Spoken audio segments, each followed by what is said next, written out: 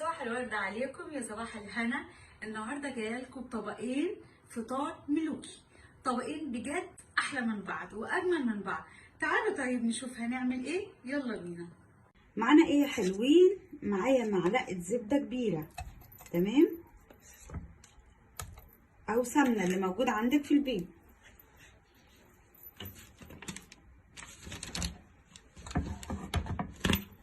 تمام، هيسخنوا وننزل بقى الفلفل الالوان بتاعنا. بصوا، عايزه اقول لكم طبق بيض بالبسطرمه بفلفل الالوان بحبه جبنه موزاريلا كده من فوق، عملتي احلى طبق فطار لاولادنا.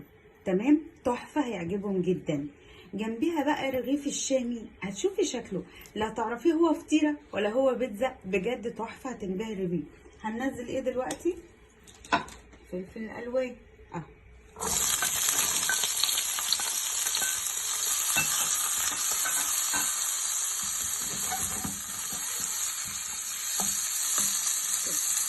في فلفل الوان احمر عندك يبقى حطي 3 الوان. تمام، انا ما عنديش بصراحه فنزلت بالاصفر وبالاخضر. يتبلوا دقيقتين كده ونرجع مع بعض. وهننزل بايه يا حلوين؟ انا معايا قطايه كبيره او 2 صغيرين، هتنزلي بيهم مكعبات كده. تمام، هنقلب. هنعمل ايه؟ هنحط حبه ملح حسب ما انت عايزه الملح. تمام كده. وهنعمل ايه؟ هسيبهم 5 دقايق يتسبكوا مع بعض ونرجع نشوف هنعمل ايه. معايا ايه يا حلوين بقى؟ رغيف الشامي بتاعي الصغنن اهو زي ما انت شايف. تمام، يا رب الامور تكون واضحه قدامك اهو. انا فاتحاه كده. تمام، هحطه هنا كده. حلو، هنعمل ايه؟ البيض اللي انا رباه معاكي. تمام، بصوا ركزوا، هنزل بالبيض هنا كده اهو، واقفل كده. ما يشغلكيش الزياده، عادي الزياده مفيش مشكله عندي. هعمل ايه؟ هنزل على البيض بتاعي كده، احط جبنه رومي. تمام، وهحط بسطرمه لو عندك، جبنه شيدر لو عندك برضو ممكن كده، واضغط كده بايدي. تمام، وهنتفرج هنشوف شكل الرغيف عامل ازاي بعد كده. كل ده ما يشغلكيش لان ده برضو هيتاكل، يعني ما ترموش، البيض هيتاكل. تمام، دقيقه كده. بصوا الشكل، بصوا الشكل، دقيقه بتعملي احلى رغيف. ما تعرفيش بقى اذا كان هيبقى رغيف ولا هيكون بزايه ولا ايه، شكله تحفه بجد. هعمل ايه دلوقتي؟ هشيل الحاجات دي الزياده واحطها. هنزل بالجبنه الموزاريلا كده، يدي الرغيف بتاعي شكل كده اهو، وعليها كمان جبنه رومي. تمام، واضغط كده وبعدين هقلب معاكم.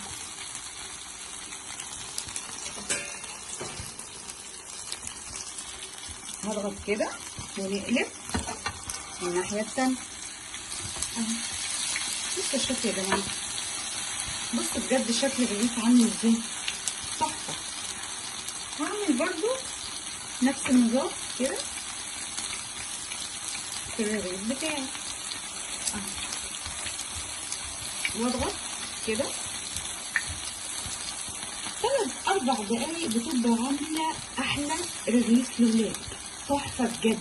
يعني النهارده فطار عالمي، فطار تحفه خفيف ولذيذ للولاد، هيعجبك جدا جدا جدا وهتشكرينا. بصوا يا جماعه، بصوا الشكل، قولي فطيره قولي بيتزايه، بجد شكلها تحفه. انا خايفه التصوير يكون ظالمها، جميل جدا جدا جدا. هتعملي الكميه بتاعتك كده.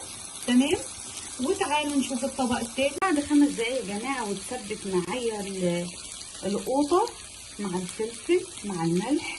هحط البسطرمه بتاعتي على حسب ما انت بتحبي قد ايه. تمام كده،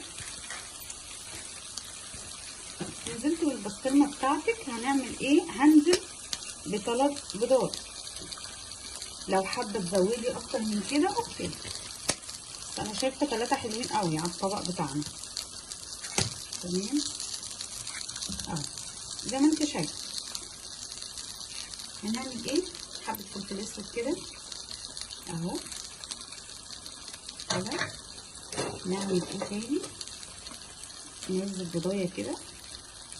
تمام اهو اهو حلو كده. نشيل الطاسه دي. هنعمل ايه يا حلوين؟ هننزل بحبه جبنه موزاريلا كده يدي شكل كده. تمام اهو. هنسيبها ايه تاني؟ هنسيبها 3 دقايق ونطفي عليها. بجد في احلى من كده واسرع من كده فطار؟ ما اعتقدش. اهو نغطيها بغطا ونسيبها 3 دقايق وارجع اوريكم شكلها. بصوا يا جماعه الطبق عامل ازاي. طبق بيض بالبسطرمه بفلفل الوان بقطايه، مش مكلفك كتير بامانه. حبه موزاريلا كده لو حابه، مش حابه ما تحطهاش، هي مديه شكل تحفه زي ما انت شايفه.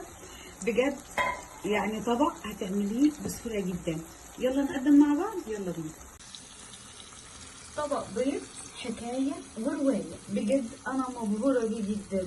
بسطرمه بيض تحفه، فلفل الوان قطايه، حبه فلفل اسود، حبه ملح، مش عايزه اكتر من كده، وعليهم حبه جبنه موزاريلا لو حابه. تمام. وعندك الرغيف الشامي اللي هو ما بقيش رغيف شامي اصلا، بقى شكله تحفه، عباره عن فطيره. بجد انا حاسه ان التصوير والاضاءه ظلماه، يعني تحفه تحفه تحفه. بصوا شكله، احكموا انتوا عليه. بصوا يا جماعه عامل ازاي. بص بجد فطيره ما بقاش رغيف خالص. بصوا الشكل، بصوا الشكل، بصوا كمان محمر ازاي فوق وتحت. بصوا يا جماعه شكله ظريف جدا جدا. اعمليه وجربيه، هتدعولي على الوصفه دي بجد. متنسونوش في اللايك والشير وتفعلوا الجرس عشان يوصلكوا كل جديد، وعايزه تشجيعات كتير جدا ولايكات كتير. باي.